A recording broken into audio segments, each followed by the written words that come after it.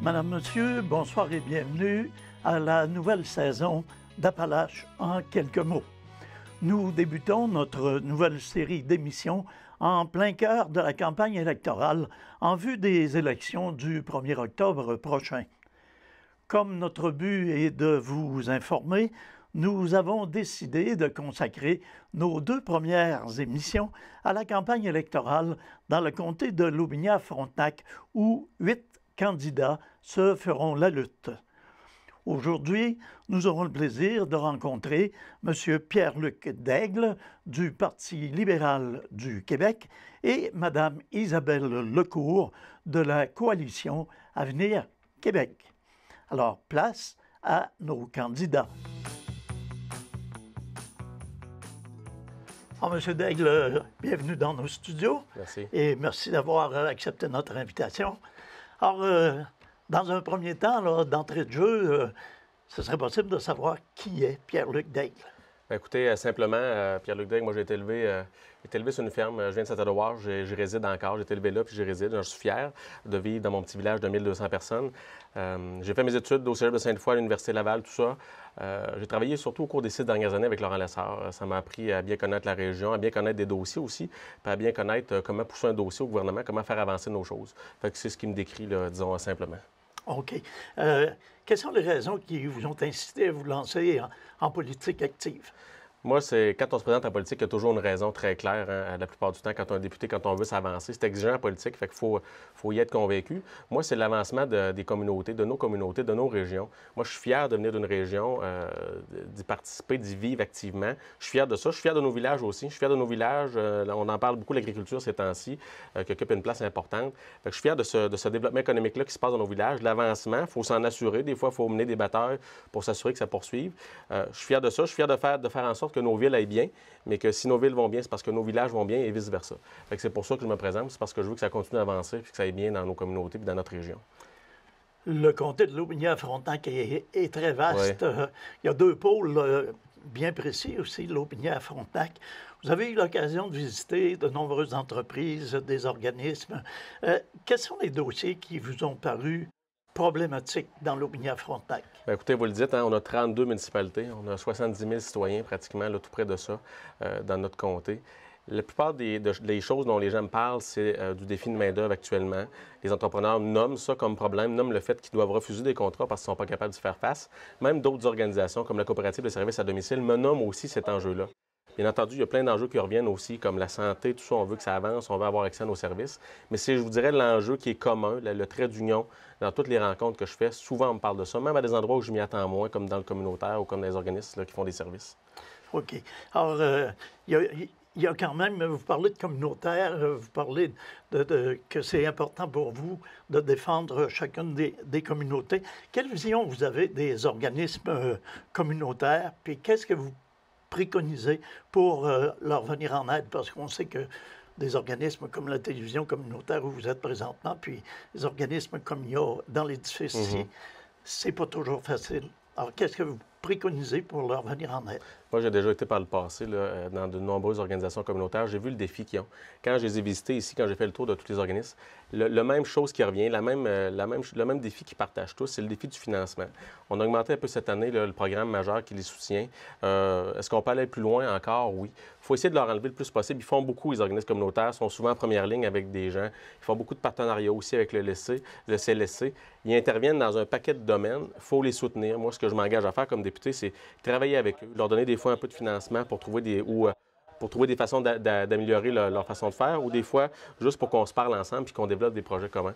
C'est ce que je m'engage à faire. Déjà, de nommer le problème, c'est quelque chose. Hein. Le problème, c'est qu'il y a des gens qui travaillent ici puis mettent beaucoup de leur temps dans la recherche de financement. Moi, je veux les soutenir. Je veux qu'on avance ensemble pour qu'ils se consacrent le plus possible à leur mission. C'est ce qu'il faut qu'ils fassent. C'est pour ça qu'ils sont là, c'est pour ça qu'ils s'impliquent puis c'est ce que je veux les aider à faire. Quels engagements avez-vous pris à l'endroit des électeurs et électrices du comté de Loubinière-Frontenac? Parce que je sais, à ma connaissance, Vous êtes peut-être le seul à avoir pris des engagements fermes. Oui, je constate actuellement que je suis le seul candidat qui a pris des engagements très concrets pour la région. Le premier ici, c'est la main-d'œuvre. Je le disais tout à l'heure, on m'en parle beaucoup. Fait que je veux accompagner encore plus les organismes pour qu'on avance ensemble. Tu sais, le CGE fait déjà des choses, ici fait des choses avec Eva Lopez. Je veux qu'on aille plus loin. Ce que les entrepreneurs me nomment, c'est qu'il y a des programmes, il y a des choses qui existent, mais ils travaillent beaucoup. Ils n'ont pas le temps de chercher quel formulaire peut les aider, quel programme peut les aider. Fait que je veux qu'on ait encore une meilleure adéquation là-dessus. Puis on a fait d'ailleurs une annonce là, régionale ensemble avec mes collègues. La deuxième chose, c'est au niveau de la santé. On a 2 CLSC sur le territoire, on a l'hôpital. Il faut qu'on maintienne nos services, il faut qu'on les développe. Il faut qu'on ait des garanties que les 2 CLSC, les services vont continuer d'augmenter. Il faut qu'on ait ces garanties-là du 6. Il faut aussi que l'hôpital, on continue d'avancer. On a refait la pédiatrie, la psychiatrie. Maintenant, le bloc opératoire est sur la liste. L'urgence a déjà été annoncée. Il faut qu'on continue d'avancer. Puis le bloc opératoire, c'est une nécessité, puis ça va garantir aussi que le laboratoire va toujours être là pour y rester. Le troisième engagement, et non le moindre, bien, c'est sur les sites miniers, les résidus miniers. Moi, je l'ai dit déjà, je le répète, je suis prêt à faire front commun avec la région. Je ne suis pas gêné de le faire. Je n'accepterai pas non plus qu'on reproche son histoire à la région. Je veux qu'on avance, je veux qu'on soit capable d'initier des projets. Si Asbestos est capable de le faire, bien, je pense qu'on est capable de le faire aussi. On a déjà le CTMP ici, on a déjà des outils, on a la connaissance, on est capable de le faire. Puis je pense que moi, je veux pousser pour qu'on le fasse ensemble puis qu'on avance. Résidus miniers, il y a eu des oppositions. J'ai juste à dire santé publique et vous savez à quoi je réfère. Oui. Alors, vous allez faire quoi avec ça? Quand on dit santé publique, on pense à quelqu'un de bien particulier en tête. Moi, je l'ai dit, je le redis, je ne suis pas gêné de me tenir debout. Je vais me tenir debout. Je suis prêt à faire front commun avec la région. Je n'ai pas peur de ça. Faut qu'on accepte l'histoire de la région. Ça a évolué, on a exploité l'amiante. On ne procède plus comme vous le sentez. Les techniques industrielles ont évolué. On est capable de gérer ce taux de présence-là. On est capable de développer des projets. J'en suis convaincu. Il faut se servir de notre expertise. C'est nous autres qui l'a. CTMP a de l'expertise pour des mines du Nord. Fait qu'on est capable de le faire ici, localement, certainement, pour nos enjeux. Fait que moi, ça ne me fait pas peur. Je suis prêt à ce qu'on avance, puis je veux qu'on serve notre expertise. On l'a chez nous. Vous avez parlé du centre hospitalier. Oui. Il y a les postes de cadre de gérance ou des postes de direction, finalement, qui nous ont échappé. Alors, il faut composer comment avec ça? Bien, ça, c'est un aspect de gestion, c'est un aspect d'administration. Maintenant, ce que je nomme, ce que je vois dans l'hôpital, ce que les médecins me parlent, ce que les professionnels qui sont là me parlent aussi, il faut être capable de savoir, nous autres, dans notre hôpital, c'est qui le boss? C'est qui le boss dans la bâtisse? C'est peut-être ce qu'il faut aller encore plus loin. Les réformes ont été faites, bon, c'est fait, maintenant, je vais regarder en avant. Je vais demeurer toujours critique aussi, puis vigilant de ce genre de changement-là. Maintenant, je regarde en avant. Il faut que le CIS, qui a maintenant tous les pouvoirs, il y a juste une entité maintenant qui a tous les pouvoirs en santé.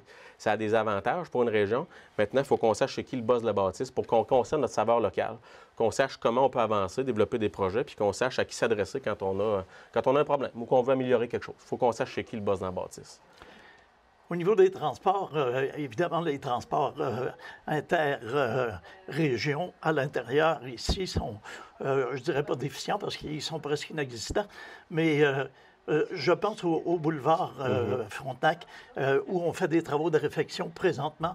Est-ce qu'il y a des correctifs qu'on va apporter éventuellement? Il faut travailler la question. C'est intimement avec la Ville. Moi, je me présente comme député. La Ville a son rôle à jouer là-dedans. Moi, ma job, ça va être de s'assurer que le ministère des Transports le prenne en compte puis avance. Déjà, on refait l'asphaltage. Moi, j'ai eu l'occasion d'en parler du boulevard avec le ministre Fortin, le ministre des Transports, quand il est venu ici. Il faut trouver des façons. C'est vrai que c'est dangereux. On a juste à aller dans un commerce, à essayer de sortir de là après dîner. C'est compliqué. Maintenant, il faut nommer le problème. Il faut trouver des solutions ensemble. Puis moi, je suis prêt à le faire avec la Ville. M. Daigle, c'est presque tout le temps qu'il nous reste. Moi, je vous laisse la dernière minute pour vous adresser à vos électeurs. Bien, écoutez, les électeurs, moi, je me présente pour les représenter. Je veux faire avancer nos enjeux, nous, de la région. Oui, je suis fier des engagements de mon parti, je suis fier de ce qu'on veut faire pour le Québec, mais je suis surtout fier d'être un député, un candidat qui se présente pour être une voix forte.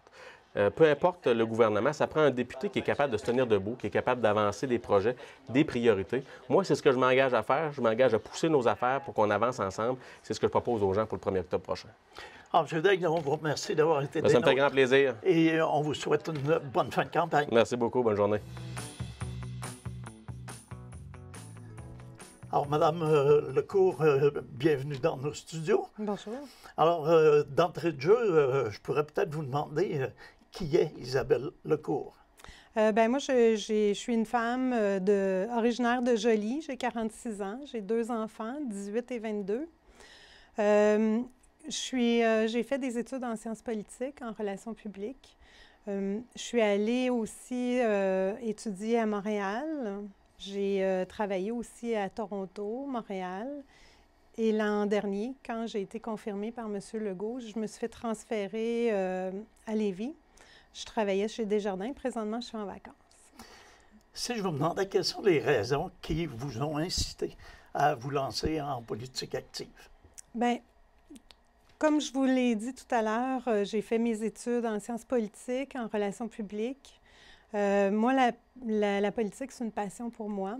Maintenant, mes enfants sont grands, sont partis de la maison, puis j'ai tout mon temps maintenant pour ma passion, puis pour défendre et promouvoir les intérêts des citoyens de Lotbinière-Frontenac.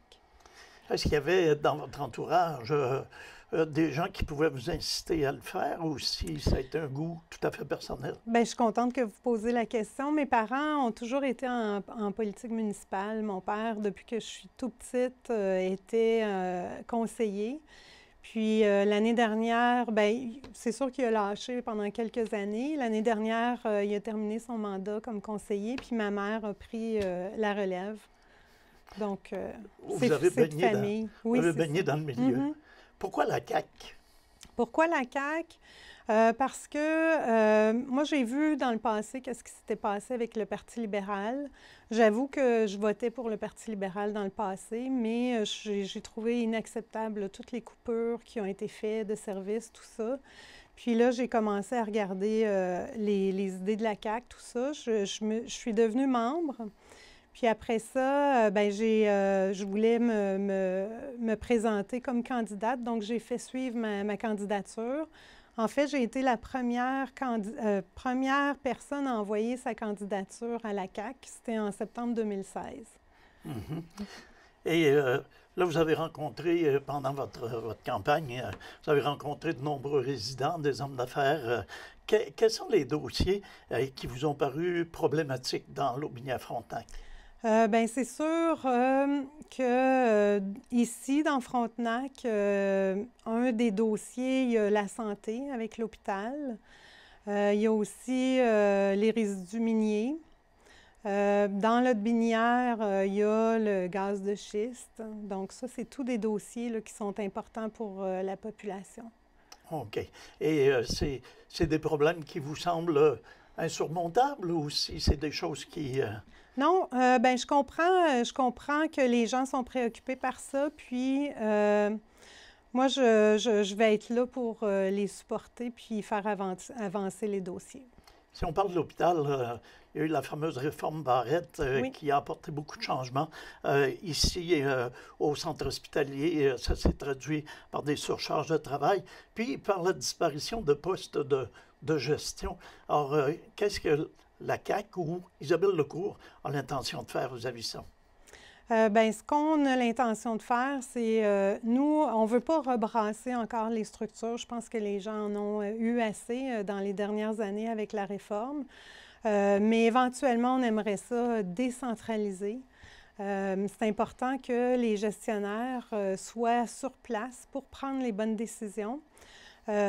Puis aussi, quant aux infirmières, bien, nous, on voudrait renégocier l'entente avec les médecins spécialistes.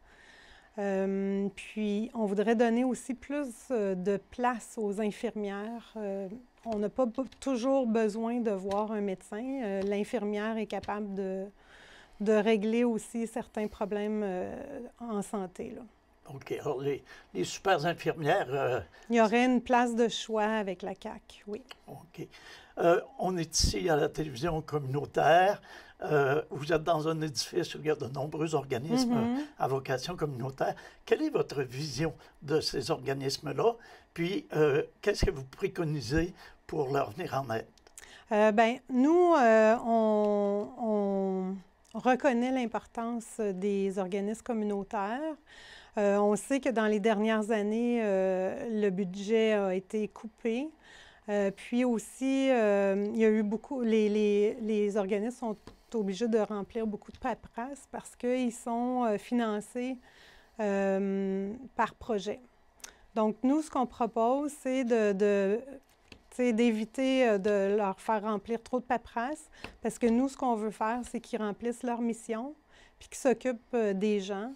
Et nous, le financement, ça va être un financement par mission. Quels engagements vous êtes prête à prendre pour les gens du comté? Bien, moi, ce que je veux faire, c'est de remettre de l'argent dans le portefeuille des familles. Puis pour remettre de l'argent dans le portefeuille des familles, bien, on veut diminuer la taxe scolaire. On veut aussi bonifier l'allocation familiale pour le 2 et 3e enfant. On veut aussi revenir au tarif de base de 8,05 $ pour les garderies. On veut aussi donner des services de qualité aux personnes âgées dans les CHSLD, une meilleure qualité de vie aussi. On veut aussi donner un accès Internet haute vitesse à tout le monde, puis améliorer la couverture cellulaire, donner des soins, donner des services spécialisés aux enfants qui en ont besoin dans les écoles, et puis aussi créer des emplois payants pour les citoyens de Letbinière-Frontenac. C'est tout un programme, ça. C'est tout un programme. À réaliser en 4 ans? Oui. Bon. Alors, si je vous demandais maintenant, il reste un petit peu plus d'1 minute, alors si je vous disais que je vous la laisse pour vous adresser à vos électeurs de Frontenac. Parfait. Donc, moi, ce que je pourrais dire aux électeurs de Frontenac, Letbinière-Frontenac, pardon, c'est qu'avant le 1er octobre, quand vous allez mettre votre X sur la personne que vous voulez comme représentant dans le comté, j'aimerais ça que les gens réfléchissent aux 4 dernières années, puis si c'est encore ça qu'ils veulent, soit qu'ils veulent du changement avec la CAQ ou qui veulent du statu quo avec les libéraux. Alors, Mme Lecourt, c'est malheureusement tout le temps qu'on avait à notre disposition. Alors, je vous remercie de vous être prêté à cette entrevue et je vous souhaite une bonne fin de campagne. Merci beaucoup.